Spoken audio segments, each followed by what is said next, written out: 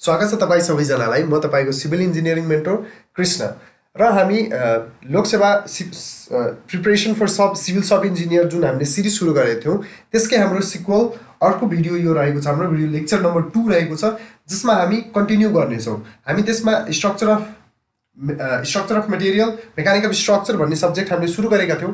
त्यही सब्जेक्टको हामीले कन्टिन्युस गर्नेछौँ क्वेसनहरू र हामी हेर्नेछौँ अरू क्वेसनहरू। ठिक छ, त्यसो भए mechanic of structure and material भन्ने सब्जेक्ट र यो हाम्रो सिलेबस रहेको छ, हामी हेर्न सक्छौँ। र अब हामी क्वेसनतर्फ लाग्छौँ र कन्टिन्यू गर्छौँ। सबभन्दा पहिले क्वेसनले के भन्छ, the product of EI is called. Product of EI,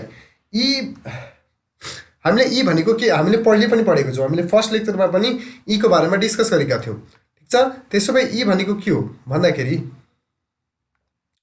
ई भनेको हाम्रो मोडुलस अफ इलास्टिसिटी हो। ई भनेको modulus of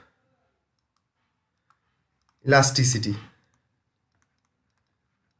modulus of elasticity जसलाई भनिन्छ।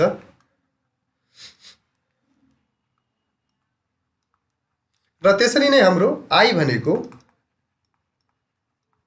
Moment of inertia. ई भनेको हाम्रो मोडुलस अफ इलास्टिसिटी र आई भनेको हाम्रो मोमेन्ट अफ इनर्सिया रहेको छ। त्यसको मतलब अब यो दुईटाको प्रोडक्ट भनेको के हो? त्यसरी नै हामी यदि हेर्छौँ भने हाम्रो अप्सनहरू रहेको छ, flexural rigidity, torsional rigidity, second moment of area और नन अफ द एबभ। त्यसमा अब यो दुईटाको प्रोडक्ट भनेको हाम्रो के छ भन्दाखेरि यसलाई हामीले एक्चुअलमा फ्लेक्सर रिजिडिटी भन्छौँ। ठिक छ, यसको हाम्रो एन्सर हुने रहेको छ flexural rigidity. Product of E and I, जब modulus of elasticity and I को हामीले प्रोडक्ट निकाल्छौँ त्यसलाई हामी भन्छौँ फ्लेक्सर रिजिडिटी। ठिक छ, त्यसो भए हामी नेक्स्ट क्वेसनमा जाउँ। नेक्स्ट क्वेसनले के भन्छ हाम्रो, the phenomenon of decrease resistance, the phenomenon of decrease resistance of the material due to the reversible stress is called. The phenomenon of decrease resistance, रेसिस्टेन्समा डिक्रिज हुने प्रोसेस जुन छ फेनोमेनन छ हाम्रो, जुन the phenomenon of decrease of resistance of the material due to reversal of the stress is called. अब reversal of stress means हाम्रो के हुन्छ, हामी एउटा कुनै पनि भनौँ हामीसँग एउटा कुनै इलास्टिक जस्तै भनौँ न, एउटा कुनै मेटेरियल लियौँ हामीले, फर इक्जाम्पल रबर लियौँ होइन, रबर लियौँ अनि रबरलाई तन्कायौँ। जस्तै यहाँ हेरौँ, यो हाम्रो रबर छ है। अब यदि मानौँ यो रबरलाई हामीले के गर्यो भने पहिले त हामीले तन्कायौँ है, त्यही यो तान्दाखेरि हामीलाई स्ट्रेस लाउँदाखेरि यसमा इनिसियली हामीले स्ट्रेस लाउँदाखेरि यो के हुन्छ भन्दाखेरि अलिक रेसिस्टेन्स प्रोभाइड गर्छ। अनि अब यसलाई हामीले रेगुलर रूपमा तानिराख्यौँ भने यसरी नै तानेरै राख्यौँ या भनौँ तान्यौँ छोड्यौँ यसरी गर्दाखेरि रिभर्स गर्दाखेरि, फर इक्जाम्पल स्ट्रेस हामी लाउनुको मतलब यसरी तन्काइरहेछौँ छोड्यौँ, अब के हुन्छ भन्दाखेरि यसमा अब केही पोटेन्सियल, यसको रेसिस्ट गर्ने पोटेन्सियल घट्दै जान्छ। अब यसको पोटेन्सियल घट्छ मतलब कि के भयो भने सुरुमा हामीले यो तान्न अलिक बढी फोर्स वा बढी स्ट्रेस लाउनु पर्ने हुन्छ, तर जब हामीले तान्दै छोड्दै गर्छौँ यसको रेसिस्टेन्स घट्छ। त्यो फेनोमेनालाई के भनिन्छ, the phenomenon of decrease resistance of material due to reversible stress is called. अब यसलाई हामी के भन्छ भन्दाखेरि पहिला यसको अप्सन हेरौँ, त्यसपछि हामी डिस्कस गरौँ। यसमा छ अप्सनहरू रहेको छ, क्रिप, फ्याटिग, इलास्टिसिटी, प्लास्टिसिटी। अब क्रिप, इलास्टिसिटी हामीलाई थाहा छ होइन, स्ट्रेस लायौँ हामीले कुनै पनि, जस्तै फर इक्जाम्पल यही मेटेरियलमा हामीले स्ट्रेस लायौँ या फोर्स लगायौँ, एप्लाई गऱ्यौँ, छोड्यौँ, आफ्नो ओरिजिनल पोजिसनमा आयो। स्ट्रेस लगाउँदाखेरि, फोर्स लगाउँदाखेरि यसमा डिफर्मेसन आइरहेछ, छोड्दाखेरि आफ्नो ओरिजिनल, यो प्रपर्टीलाई इलास्टिसिटी भनिन्छ। त्यसरी नै प्लास्टिसिटी भनेको अब हामीले फर इक्जाम्पल यही त्यस्तो मेटेरियल छ जसमा यदि हामीले फोर्स लगायौँ र रिभर्स गर्दा पनि यो त्यही पोजिसनमा रहिरह्यो, आफ्नो ओरिजिनल पोजिसनमा आयो भने त्यस्तो प्रपर्टी अफ मेटेरियललाई हामी प्लास्टिसिटी भन्छौँ। र फ्याटिग भनेको अब हाम्रो यो क्वेसनको एन्सर यही रहेको छ। फ्याटिग भनेपछि अब हामीले जब स्ट्रेस रिलिज गरेपछि पनि अब त्यो रेसिस्टेन्स जुन घट्ने फेनोमेना छ, अब हामीले बार बार एप्लाई गर्दैछौँ, फोर्स बार बार एप्लाई गर्दैछौँ र तर जसको कारणले हाम्रो के हुन्छ भने अब यसको रेसिस्टेन्स घट्न थाल्छ। त्यो रेसिस्टेन्स घट्ने फेनोमेनालाई नै हामी फ्याटिग भनिन्छ। र क्रिप भनेको हामी आउने लेक्चरमा डिस्कस गर्नेछौँ। ठिक छ, जति बेला हामीलाई काम लाग्छ। त्यसो भए यसको एन्सर रहेको छ हाम्रो फ्याटिग। यही फेनोमेनालाई phenomena of decrease resistance of material due to reversal of stress भनेको हाम्रो फ्याटिग हो। ठिक छ, क्लियर छ? ल त्यसो भए हामी नेक्स्ट क्वेसनमा जान्छौँ।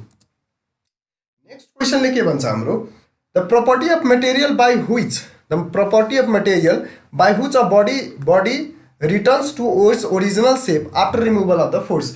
अहिले भर्खर हामीले डिस्कस गऱ्यौँ हामीले भर्खर डिस्कस गऱ्यौँ कि जब हामीले फोर्समा apply the property of a body by which यो एउटा प्रपर्टी छ बडीको by which a body returns to its original shape after removal of force. यही हो हामीले डिस्कस गरिसक्यौँ। यसमा मैले के गरेँ फोर्स लगाएँ यसको सेप चेन्ज भयो छोडेँ आफ्नै ओरिजिनल पोजिसन भयो। यही प्रपर्टीलाई के भनिन्छ भन्दाखेरि यो त हाम्रो इजिएस्ट क्वेसन रहेको छ यसमा जसलाई हामी इलास्टिसिटी भन्छौँ। हामीले त्यसको अप्सन पनि हेर्नु पर्दैन ल तै पनि अप्सनमा हाम्रो रहेको छ plasticity elasticity ductility and malleability. त्यसमध्ये हाम्रो रहेको छ यो इलास्टिसिटी। ठिक छ बुझ्यौ कुरा।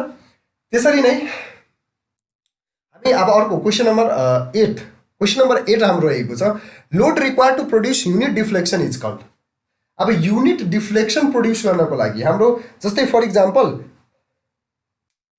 यो हाम्रो मानौ यो 10 cm को हाम्रो रहेको छ फर इक्जाम्पलको लागि एउटा फर इक्जाम्पल हामीले एज अ कन्सिडर गरौँ यसलाई कि यो मानौ 10 cm को छ।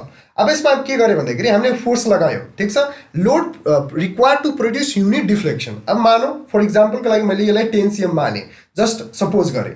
त्यसपछि अब यसमा म फोर्स लगाउँछु ठिक छ। यसमा जब फोर्स लगाउँछु अनि के हुन्छ एउटा सर्टेन डिफ्लेक्सन त आइरहेको छ तर मलाई युनिट डिफ्लेक्सन भनेपछि 1 cm ले यसमा चेन्ज ल्याउनु छ।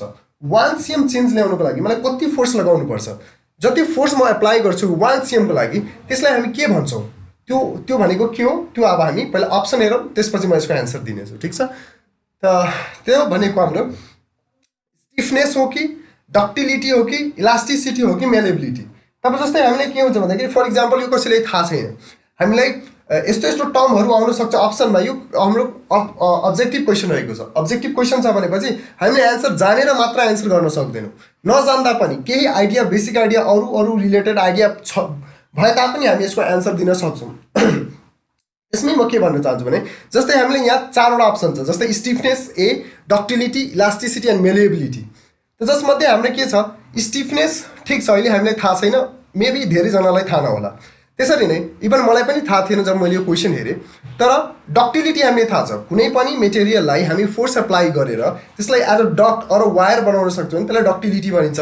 इलास्टिसिटी हामीले पटक पटक डिस्कस गरिसक्यौँ र मेलिएबिलिटी भनेको हाम्रो सिटमा कन्भर्ट गर्न मिल्यो। कुनै पनि मेटेरियललाई फोर्स एप्लाई गरेर यदि हामीले सिटमा कन्भर्ट गर्न मिलिरहेछ भने त्यस्तोलाई हामी भन्छौँ मेलिएबल सब्सटेन्स। तर अब स्टिफनेस भनेको के हो भनेपछि हामीलाई बाँकी सबै थाहा छ यो सबै भनेको त हाम्रो युनिट डिफ्लेक्सन ल्याउने प्रपर्टीहरू हो तर त्यो फोर्स होइन लोड रिक्वायर्ड भने त्यो होइन भनेपछि हाम्रो अप्सन के रह्यो बाँकी के नै रह्यो भन्दाखेरि स्टिफनेस। त्यसको मतलब के हुन्छ भन्दाखेरि हाम्रो एन्सर स्टिफनेस। अरू त हामीलाई थाहा छ तर यसको बारेमा नथाहा भए पनि यो तिनटै त होइन भन्ने हामीलाई थाहा भइसक्यो त्यस कारणले हामी अप्सन एमा लाउन सक्छौँ। यसरी हामीले नजान्दा पनि अरू आइडिया हुँदा पनि हामी यसरी अब्जेक्टिभ क्वेसनहरू सही गर्न सक्छौँ ठिक छ। त्यसै नै नेक्स्ट क्वेसन हेरौँ। नेक्स्ट क्वेसनले भन्दैछ the property of material by which it can be drawn due to tension to smaller section है।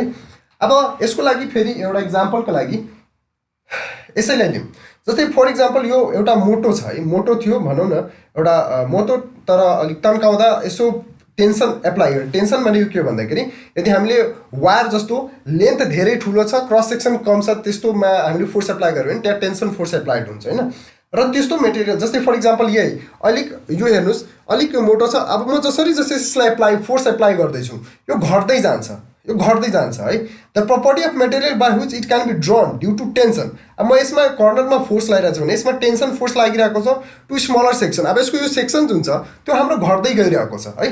त्यो सेक्सन घट्दै गइरहेको छ भने कस्तो अलिक वायर डक्ट फर्म जुन बनिरहेछ त्यस्तो प्रपर्टीलाई हामी के भन्छौँ है त। मैले यसमा हिन्ट पनि दिइसकेँ कि यदि हाम्रो यो सेप छ यो यसलाई मैले ताने अनि तान्दै जाँदा यो हाम्रो के बन्दैछ भने स्मलर यसको सेक्सन घट्दै जाँदैछ। यसरी सेक्सन घट्ने प्रपर्टी घट्छ भने त्यो प्रपर्टीलाई के भनिन्छ त अप्सनहरू हेरौँ पहिला। यसमा अप्सन हाम्रो रहेको छ plasticity ductility elasticity and malleability. अब प्लास्टिसिटी हुँदै होइन यो प्रपर्टी त यो डिफाइनै गर्दैन। डक्टिलिटी मेबी ठिक छ अहिले एन्सर नभनौँ। इलास्टिसिटी पनि होइन। मेलिएबिलिटी भनेको त हाम्रो सिट बनाउने काम हो मेलिएबल पनि होइन भनेपछि के र डक्टिलिटी भन्दैछ सेक्सन घटाउने डक्ट बनाउन मिल्ने त्यो प्रपर्टी भनेको हाम्रो डक्टिलिटी। द्याट्स वाइ यसको एन्सर हाम्रो रहेको छ डक्टिलिटी। ठिक छ, आई होप तपाईँहरूले बुझिराख्नु भएको छ होला।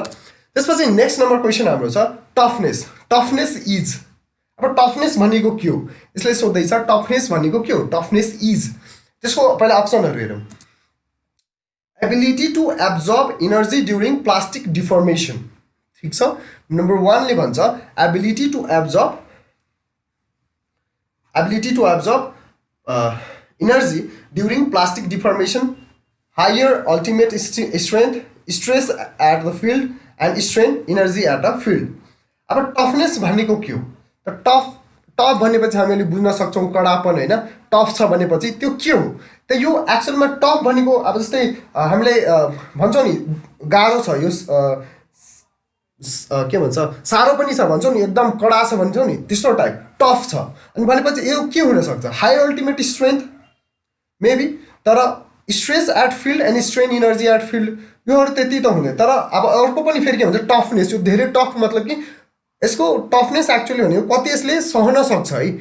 यसलाई हामीले जब केही यसमा डिफर्मेसन ल्याउन चाहन्छौँ त्यो हुँदैन। त एक्चुअलमा यसको एन्सर हुन्छ हाम्रो ability to absorb energy during plastic deformation. ठिक छ, यो भनेको हाम्रो टफनेस भनेको प्लास्टिक डिफर्मेसन हुँदाखेरि यसले कति इनर्जीलाई एब्जर्ब गर्न सक्छ, त्यसपछि यसमा डिफर्मेसन आउँछ। ठिक छ, त त्यसलाई हामी एक्चुअलमा टफनेस भन्छौँ। ठिक छ,